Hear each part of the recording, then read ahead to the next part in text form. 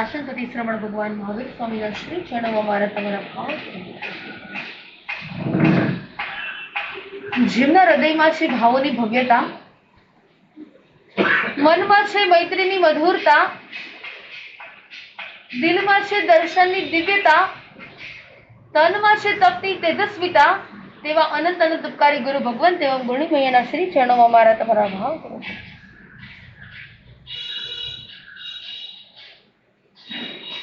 જે ધન્ય ધરા, જે પાવન ભૂમિ ભગવાન મહાવીર સ્વામીના 14 ચાતુર્માસ થયા. કઈ જગ્યાએ? રાજગૃહી નગરીની અંદર પ્રભુના 14 ચાતુર્માસ થયા અને એમાં એક ચાતુર્માસ દરમિયાન પ્રભુ મહાવીર એ દેશના ફરમાવી રહ્યા હતા. એ દેશનાની અંદર શ્રેણિક મહારાજા, તેમની મહારાણી, ચતુરંગી સેના અને અનેક શ્રેષ્ઠીવર્યો હાજર હતા. અને ભગવાન આ બાજુ દેશના ફરમાવતા હતા અને દરેક ભાવિકો એ દેશના એક એક શબ્દ, એક એક વચનો એને ઝીલી રહ્યા હતા. અને એમાં એક શ્રેષ્ઠી મૈતારીને સંયમના ભાવ જાગ્યા. સંયમના ભાવ જાગ્યા અને ત્યાંને ત્યાં ઉભા થઈ અને કહે છે પ્રભુને કે મને અત્યારે ને અત્યારે સંયમ આપો. પહેલાના વખતની અંદર વૈરાગ્ય કેવો હતો અને એ સમયે એ પ્રભુના કાળની અંદર જ્યારે પણ વૈરાગ્ય ઉત્પન્ન થતો, જ્યારે પણ ભાવ આવતા, એ પ્રભુની એક દેશના સાંભળી અને હજારો લોકો દીક્ષા લે. વિચાર કરો, એક સાથે 1000 લોકો દીક્ષા લે તો ભગવાન પાસે કપડા રેડી હશે? એક સાથે આટલા લોકો, હજારો લોકો ઉભા થઈ જાય અને પ્રભુ પાસે એ રજોરણ, એ ઓઘા તૈયાર હશે? અત્યારે આમાંથી એમ કે 2 જણાને મારે દીક્ષા લેવી છે તો તમારી પાસે એમ કપડા થોડા હોય તમારા? હા, એમ રજોરણ થોડી હોય. અને પ્રભુ પાસે એક એક દેશનાની અંદર એક એક પ્રવચનો સાંભળી અને લોકો, હજારો લોકો ઉભા થઈ જાય અને પ્રભુ ત્યાં ને ત્યાં એમને સંયમ આપે. અને સંયમ આપે ત્યારે એ પાત્રા, એ રજોહરણ અને વસ્ત્ર કોણ આપે? દેવલોકના દેવો. એ બહુપુત્રિકાની અંદર એક એક ઉપકરણો, એટલે કે આખી દુકાન એ દેવલોકના દેવોની પાસે હોય. વિચારો, કુત્રિકા પણ, કુત્રિકા પણ એનું નામ છે. અને એની અંદર એ સંયમ અંગીકાર કરે, એના વસ્ત્રો પણ ત્યાં હોય, એ રજોરણ પણ ત્યાં હોય, એ પાત્ર પણ ત્યાં હોય, એ ગુચ્છો પણ ત્યાં હોય. અને જેવા દીક્ષા માટે તૈયાર થાય અને દેવલોકના દેવો આ બધું હાજર કરી દે. અને આ બાજુ એ મૈતારી અને ભાવ થયા. અને એ સમયે એ શ્રેણિક મહારાજા જે સમોસરણની અંદર હાજર હતા અને આ મૈતારીને સમજાવે છે કે ભાઈ, એક દેશના સાંભળી અને તને વૈરાગ્ય થયો, અરે તારી 9 ભરથાર છે, તું એને છોડીને દીક્ષા લઈશ? કેટલી છે પત્ની? 9. એક છૂટતી નથી કે મારી. આ બાજુએ 9 કન્યાને છોડી અને આ બાજુએ મૈતારી શ્રેષ્ઠીને એ ભાવ થયા. અને એ સમય વિચાર કરે છે કે અરે ભાઈ, હમણાં જ પ્રભુએ સમજાવ્યું. એ ઉત્તરાધ્યાય સૂત્રના એ 7મા અધ્યાયની અંદર એલકની વાત આવે છે. કઈ વાત આવે છે? એલકની વાત આવે છે. અને એની અંદર સમજાવવામાં આવ્યું કે બોકડાને શું કરવામાં આવે છે? એનો વધ કરવામાં આવે છે. અને આ બાજુ એ ગાય એ વિચાર કરે છે કે ગાયના બચ્ચાને એ સૂકું ઘાસ આપે છે. સાવ સૂકું ઘાસ આપે છે. અને આ બાજુ એ એલક, એટલે કે શું કહેવાય? બોકડો. એના બચ્ચાને એ તાજું લીલુંછમ ઘાસ આપે છે. અને આ જ દ્રષ્ટાંત પ્રભુ મહાવીર સમજાવી રહ્યા છે. અને આ બાજુ એ ગાયનું બચ્ચું નાનું એવું કહે છે કે માં, રોજ સારું સારું મિષ્ટાન કોને ખાવાનું? આ બચ્ચાને ખાવાનું. અને માં રોજ સવાર પડે અને આપણને શું મળે છે? સાવ સૂકું મળે છે. અને આ બાજુ એની માતા કહે છે કે બેટા, શાંતિ રાખ. તું આગળ જતા જતા જેમ જેમ સમય પસાર થશે એટલે તને ખબર પડશે કે આપણી સાથે શું બનશે અને આની સાથે. બસ આપણે પણ આ મનુષ્ય ભવની અંદર આપણે પણ માલ પાણી જ ખાઈએ છીએ. માલ અને મલીદાર. આપણે સારું સારું જ ખાઈએ છીએ. ભગવાને અમને પણ જયારે પ્રતિક્રમણ કરીએ ને ત્યારે 5 સમિતિ અને 3 ગુપ્તીની અંદર પ્રભુ અમારા પ્રતિક્રમણની અંદર કહી રહ્યા છે કે એક સાધુ અને સાધ્વીએ પણ દિન સરસ આહાર કરવો જોઈએ. દિન પ્રત્યે સરસ આહાર કરવો નહીં. એટલે કે રોજે રોજે મીઠાઈ, રોજે રોજે ફરસાણ, રોજે રોજે માલ મદિરા, રોજ વિગઈ, રોજે કરાય, રોજ ન કરાય. ક્યારેક ઠીક છે, એ 2, 5 કે 8 દિવસે બરાબર છે, પણ રોજે રોજે ફરસાણ કે મસાલેદાર આઈટમ વપરાય અને થોડો સમય જેવો પસાર થયો અને આ બાજુ એ ઘરની અંદર મહેમાન આવે છે અને જેને લીલુંછમ ઘાસ ખાવા મળ્યું હતું, જેને માલ મલીદા મળ્યા હતા, એનું શું થઈ ગયું? એનું વધ થઈ ગયું. અને આ બાજુ જેવું વધ થયું અને આ બાજુ એ ગાયનું બચ્ચું એ થરથર ધ્રુજે છે કે વાહ, હમણાં પણ આપણો વારો પડી જશે. અને ત્યારે એને માએ કીધું કે બેટા તું મૂંઝામાં, તું ચિંતા ન કર, જેને માર ખાધો છે ને એને જ માર ખાવો પડે. જેને માર ખાધો છે એને જ માર ખાવો પડે છે. અને આપણે સૂકું સૂકું ખાધું છે ને એટલે આપણો માલિક આપણને કઈ કરશે? આપણે શું ખાય જ વિચાર. અને આ એક દ્રષ્ટાંત દ્વારા સાંભળો, એ શ્રેષ્ઠી મેતારીઓને ભાવ આવી ગયા કે અરે એક દિવસ આ સંસારની અંદર આ બધા સુખો ભોગવીને, આ ભૌતિક સામગ્રીઓ ભોગવીને અને આ બધા માલ પાણી આરોગી અને એક દિવસ યમરાજ મને પણ લેવા આવશે. અને ત્યારે તે વિચાર કરે છે, અરે નવ ભરથાર હોય તો પણ શું થઈ ગયું? અરે આટલો મોટો સંસાર હોય તો પણ સુખ થઈ ગયું? આટલા શ્રેષ્ઠી વર્યો હોય તો પણ શું થઈ ગયું? અરે મારે તો દીક્ષા લેવી છે. અને ત્યાં ને ત્યાં પ્રભુના ચરણ અને શરણની અંદર આ મેતારીએ દીક્ષા લીધી અને ત્યાં મેતાર જ મુનિ બની ગયા. અને દીક્ષા લીધા પછી જોજો એવી સાધના કરે છે. એક વખત દીક્ષાના ભાવ થઈ ગયા, એ સંયમ મળી ગયો એટલે કામ પૂરું થઈ ગયું. અરે ત્યારે તો શરૂઆત થઈ. એક વખત જ્યાં સુધી ધર્મ સમજ્યા ન હતા, ધર્મ શું છે એ ખબર ન હતી, ભગવાન મહાવીરે કેવા કેવા કષ્ટો અને કર્મોને સહન કર્યા એ ખબર ન હતી, ત્યાં સુધી બધું બરાબર છે. પણ એક વખત પુણ્ય અને પાપ સમજાઈ જાય, એક વખત સાચો ધર્મ શું છે એ સમજાઈ જાય, પછી વ્યક્તિ શું કરે? પછી વ્યક્તિ ભૂલ કરે ન કરે. એક વખત સમજાઈ ગયું કે ભાઈ આ કરવાથી મને પાપ લાગે છે, આ કરવાથી મારા કર્મ બંધાય છે, અરે ખોટું બોલવાથી મને પાપ લાગે છે, પછી વ્યક્તિ કરે ભૂલ. જ્યાં સુધી ન ખબર હોય ને ત્યાં સુધી કદાચ કર્મ જે બંધાય ને એ કેવા કર્મ બંધાય? એ કદાચ નિર્ધત કર્મ બંધાય. કેવા કર્મ બંધાય? નિર્ધત કર્મ બંધાય. અને એક વખત ધર્મને સમજી ગયા, એક વખત પુણ્ય અને પાપને સમજી ગયા, એક વખત આખી કર્મ પ્રકૃતિ તમે સમજી લીધી, એક વખત છકાઈના બોલને તમે સમજી લીધા અને સમજ્યા પછી જે વ્યક્તિ પાપ કરે ને એ કેવા કર્મ બંધાય? વિકાસિત કર્મ. કે ભાઈ તને ખબર છે, તારી સમજ આવી ગઈ, તને ખબર છે આની અંદર અનંતા જીવો છે, આની અંદર અસંખ્યાતા જીવો છે, આની અંદર સંખ્યાતા જીવો છે, અને છતાં પણ જે જીવાત્મા કર્મ બાંધે તો શું થાય? તો કે માથેથી આની કરતા ન સમજાવો તો સારું. આ સમજ્યા એટલે ભૂલ, એવું હોય? અરે ભાઈ સમજ્યા પછી સાચું આપણને ખબર પડે કે ક્યાં મારે જીવોની દયા પાડવાની છે. સમજ્યા પછી મને ખબર પડે કે મારે ભાઈ પાપ કર્મને કેવી રીતે ઘટાડવાના છે. એ સમજ્યા પછી ખબર પડે કે જે 7 અને 8 કર્મ સમયે સમય બંધાય છે ને એની અંદર મારે કેમ કંટ્રોલ રાખવાનો છે. અને આ બાજુ દીક્ષા લીધા પછી એ મેતાર્ય મુનિએ એ તપને એવા તોરણ બાંધ્યા છે કે માસક શમનના પારણે માસક શમન. અને દીક્ષા લીધા પછી વર્ષો પછી ફરીથી એ જ રાજગૃહી નગરીની અંદર આવે છે. અને રાજગૃહી નગરીની અંદર આવ્યા પછી એ માસક શ્રવણની શરૂઆત કર્યા પછી પારણાનો દિવસ, અને એ પારણાના દિવસે એ સવારના પોરની અંદર બોચરી ગયા એ સોનીના ઘરની અંદર. ક્યાં ગયા? એ સોનીના ઘરની અંદર. અને આ બાજુ એ સોની એ સોનાર એ બહાર બેઠા બેઠા એ શ્રેણીક મહારાજાના સાચા સોનાના જવલા બનાવતા હતા. અને જવલા બનાવતા બનાવતા એ જેવા મુનિને જોયા અને પાછળના ભાગની અંદર જ્યાંનું કિચન હતું, જ્યાંનું રસોડું હતું, અને સંત મુનિને જોઈ અને ભાવથી અહોભાવથી એ અંદર પાછળના ભાગમાં લઈ ગયા અને એમને આહાર પાણી મોરાવ્યા. જોજો ઉત્કૃષ્ટ ભાવે, કેવા ભાવે? એ ઉત્કૃષ્ટ ભાવે એ આહારનું દાન આપ્યું. અને આ દાન આપ્યા પછી આ મુનિ ગોચરી લઈ અને ક્યાં ગયા? એ તો ઉપાશ્રયમાં ગયા, એ તો પોતાના સ્થાનની અંદર ગયા. અને આ બાજુ જે સોની જે જવલા સાચા સોનાના જે શ્રેણીક મહારાજાના જવલા બનાવતા હતા એ ફરી પાછા પોતાના દુકાનની અંદર આવ્યા. એ ઘર અને દુકાન જો પેલાના વખતની અંદર બાજુ બાજુમાં આગળ દુકાન હોય અને પાછળ ઘર હોય. અમે આખું હમણાં મહારાષ્ટ્રની અંદર વિચરણ કર્યું અને અમે મારવાડીના ઘર જોયા તો નીચે દુકાન ને ઉપર બધાના ઘર. નીચે શું હોય? દુકાન હોય, પોતાનો વ્યવસાય હોય, કોઈને કાપડની દુકાન હોય, કોઈને અનાજ કરિયાણાની દુકાન હોય, એ જે પણ એ કોઈને કઈ જ્વેલરીની દુકાન હોય એ નીચે હોય અને રહેવાનું ક્યાં હોય? ઉપર હોય. પેલાના વખતની અંદર આગળ રહેવાનું, આગળ દુકાન અને પાછળ રહેવાનું. અને આ બાજુ જેવા સોની જવલા બનાવવા બેઠા અને જોયું કે ભાઈ જવલા નથી, ગાયબ.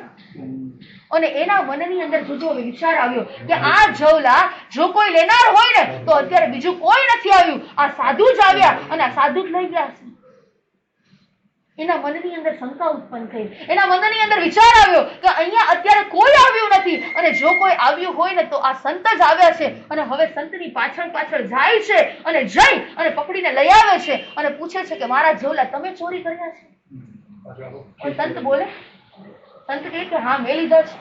સંત કહે ના મેં નથી લીધા, કોઈ બીજાએ લીધા છે.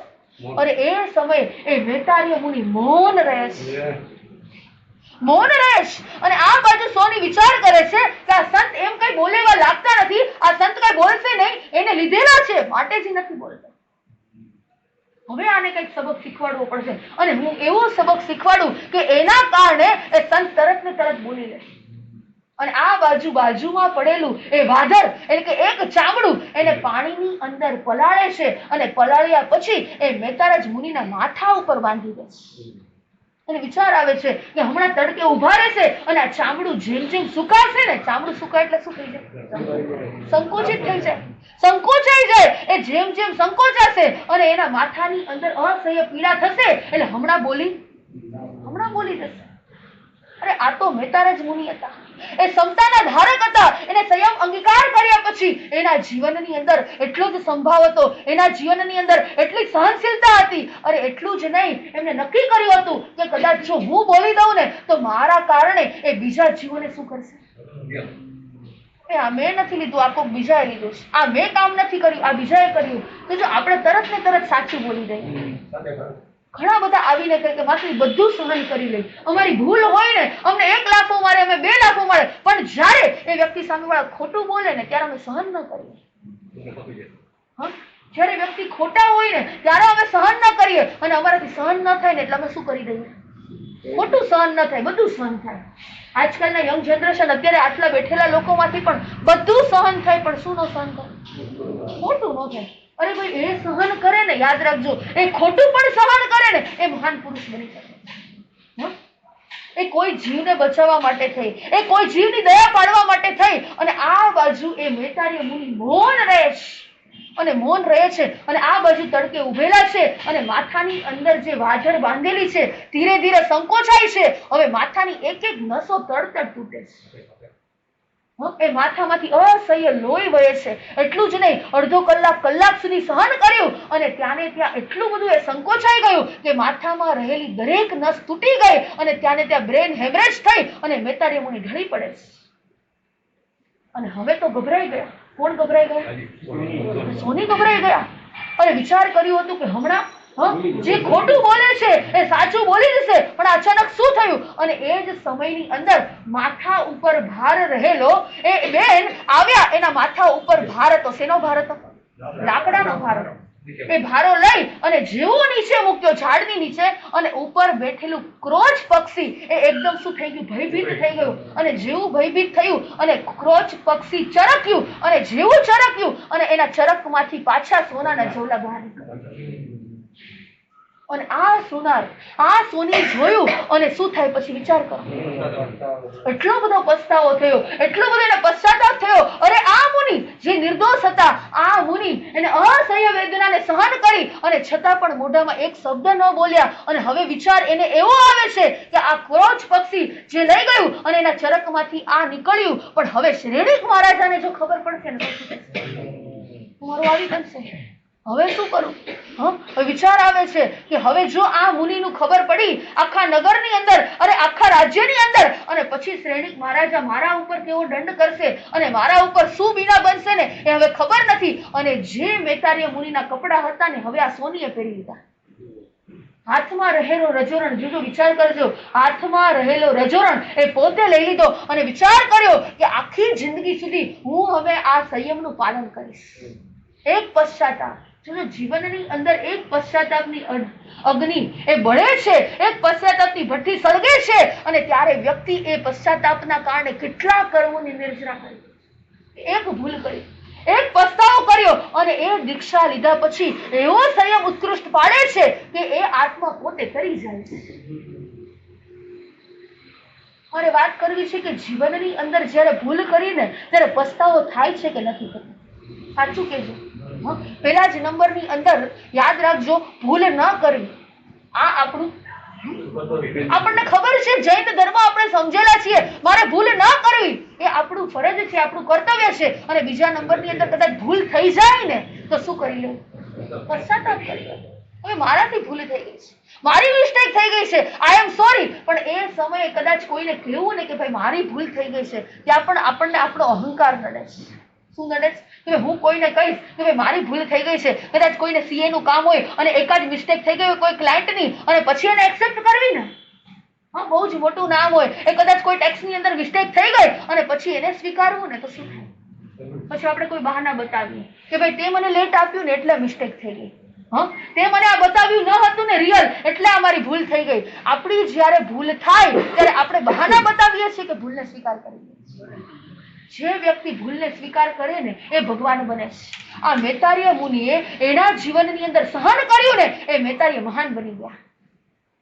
એને પોતાના આત્માનું કલ્યાણ કરી લીધું, એને મોક્ષનો માર્ગ મળી ગયો, એ મોક્ષમાં ચાલ્યા ગયા. એટલું જ નહીં, પણ બીજી બાજુ જે સોનીએ જે ભૂલ કરી અને એનો પશ્ચાતાપ કર્યો અને એને ત્યાર પછી એને સંયમ જીવન અંગીકાર કર્યું અને એને સંયમ જીવન સહનશીલતાથી પાળ્યું અને એના આત્માનું પણ કલ્યાણ કર્યું. તો ભૂલ થાય એ તો સામાન્ય છે.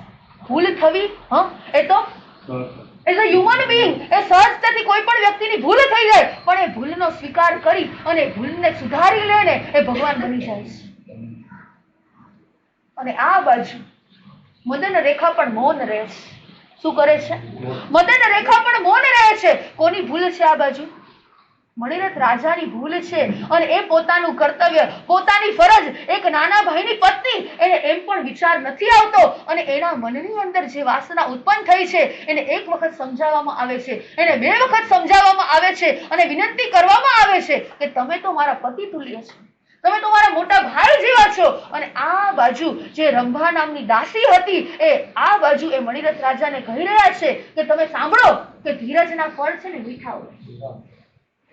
મણિરથ રાજા પણ વિચાર કરે છે તારી વાત સાચી છે, કારણ કે આ નગરની અંદર આ પ્રજાને માટે આ મદન રેખા અને યુગબાહુ એ પ્રિય પાત્ર છે. કેવા પાત્ર છે? પ્રિય પાત્ર છે. અને જો નગરમાં ખબર પડશે ને તો કાલ સવારે એને દોષિત નહીં પણ મને જ દોષિત બનાવશે. અને આમ તો આપણે છે ને બળથી નહીં પણ કળથી કામ લેવું છે. ભણેલો દીકરો શું વિચારે? કોઈની સાથે ઝઘડો ન કરે, કોઈની સાથે બથમ-બથ્થી ન આવે, એ બોલાચાલી ન કરે, પણ એ સમય વિચાર કરે કે મારે બળથી કામ નથી લેવું પણ કળથી કામ લેવું છે. પણ વિચાર કરજો, આ માયા કપટ પણ છે ને જીવાત્માને શું કરે છે? આ જીવાત્માને ડુબાડનાર છે. આ માયા કપટ પણ છે ને એ વ્યક્તિ જાણે છે અને જાણી જોઈને કરે ને, યાદ રાખજો, એ અનંતા કર્મનો બંધ કરી દે છે. અને એ સમય યાદ રાખજો, મદન રેખા ગર્ભવતી હોય છે, એનો અંતિમ સમય ચાલતો હોય છે, એના 9 માસ પરિપૂર્ણ થવાને આરે હોય છે. અને આ બાજુ એ નગરની અંદર એ રાજ દરબારની અંદર એ સૈનિકો સમાચાર લઈને આવે છે કે યુગબાહુ એ વિજય પ્રાપ્ત કરી, એ વિજય તિરંગા લહેરાવી અને ફરી પાછા એ સુદર્શનપુર નગરની અંદર 2 થી 3 દિવસની અંદર આવી રહ્યા છે. હવે મદન રેખાને ખબર પડે છે કે પતિદેવ મારા આવી રહ્યા છે અને જો અહીંયા આવશે મારે એમને વાત નથી કરવી. તો સંકેતી આત્મા છે ને એ વધારે પડતું બોલે નહીં. સંકેતી આત્મા એ ખાલી અત્યારનું જ નહીં પણ લોક વિઝન વિચાર કરે કે કદાચ હું 2 શબ્દ બોલી દઈશ ને એનું પરિણામ, કદાચ હું કહી દઈશ કે મણિરથ રાજાએ મને આવો સંદેશો આપ્યો, એને મારા પ્રત્યે આવા ભાવ છે, અને જો એ યુગબાહુને ખબર પડશે ને તો ત્યાં ને ત્યાં શું થઈ જશે? ત્યારે તેને મારી નાખશે. એક ક્ષણવાર પણ વિચાર નહીં કરે, કારણ કે એને મારા પ્રત્યે પણ એટલો પ્રેમ છે અને હું જે કહું ને એ મારું સત્ય જ માનશે. પણ મારે શું કરવું છે? મૌન રહેવું છે. જો ઘણી વખત છે ને મૌનની અંદર મજા છે. બધા જ પ્રશ્નના જવાબ દેવા છે ને, બધા જ પ્રશ્નના જવાબ દેવા એવું કઈ નથી કે બધા જ જવાબ આપણે આપવા. અમુક સમય તમે મૌન રહો ને, મૌનની અંદર પણ સમાધાન આવી જાય. ઘરની અંદર ક્યારેક કોઈ એવો પ્રસંગ ભજ્યો હોય, કોઈ પણ એવો પ્રોબ્લેમ આવ્યો હોય, કોઈ પણ એવો પ્રશ્ન ઉત્પન્ન થયો હોય, એ સમય બધા ઘરની અંદર બોલે તો શું થાય? તો ઝઘડાનું કારણ બને કે નહીં? એ સમય કસાઈ ઉત્પન્ન થાય કે નહીં? એક વ્યક્તિ બોલે, બીજા વ્યક્તિ બોલે અને ત્રીજા વ્યક્તિ બોલે, એ કસાઈ ધીરે કરતા શું થઈ જાય? કોઈ એક વ્યક્તિને ઘરમાં ક્રોધ આવે ત્યારે બીજા વ્યક્તિ મૌન થઈ જાય. ભગવાન શું કહે છે કે એક વ્યક્તિ જ્યારે ઉગ્ર થાય, એક વ્યક્તિને કશાય ઉત્પન્ન થયો, એક વ્યક્તિ જ્યારે અણસમજુ હોય ત્યારે બીજા વ્યક્તિએ શું કરી રહ્યું છે? જે વ્યક્તિને ક્રોધ આવે એ કેટલા સમય ક્રોધની અંદર રહી શકે? 1 કલાક, 2 કલાક, 3 કલાક. જો તમે કાંઈ સામે જવાબ ન આપો તો શું થાય? ધીરે ધીરે એનો ગુસ્સો શાંત થઈ જાય. જો ક્રોધી વ્યક્તિ એ 24 કલાક ક્રોધી નથી હોતો. ઘણા કે માસી ન બોલીએ ને તો ઓર ગુસ્સો આવે. શું કરું? અમે મૌન રહીએ ને તો કે મોઢામાં મગ ભર્યા જ, બોલો તો ખરા. સામેથી બોલાવે, ન બોલવું હોય મોઢામાં આંગળા નાખીને અમને બોલાવે. પણ ત્યારે એ સમય મહાન પુરુષો કહી રહ્યા છે કે કદાચ જો તમે સામે ન રહી શકતા હોય ને તો તમે તમારું સ્થાન બદલી દૂર થઈ જાઓ. જે વ્યક્તિને ક્રોધ આવ્યો છે અને કદાચ બોલ્યા કરે છે, હવે તમારાથી રહેવાતું નથી, તમે કદાચ 2 શબ્દ બોલી દો અને ફરી પાછો એ ક્રોધ વધારે પ્રજ્વલિત થાય, એના કરતા મારે શું કરવું જોઈએ? સ્થાન બદલી દો, દૂર થઈ જાઓ. એ સમયે એ સંતો પણ કહે છે કે ભાઈ એ ક્રોધના સમયે કદાચ એક વ્યક્તિ ક્રોધી બોલતા હોય તો તમારે 9કાર મંત્ર ગણવા લાગો. પણ એ સમય યાદ આવવું જોઈએ. એ સમય આપણને યાદ આવવું જોઈએ ને. યાદ નથી આવતું. એ ખરેખર સમજ્યા છીએ. પ્રસંગે યાદ આવે એનું નામ પ્રવચન.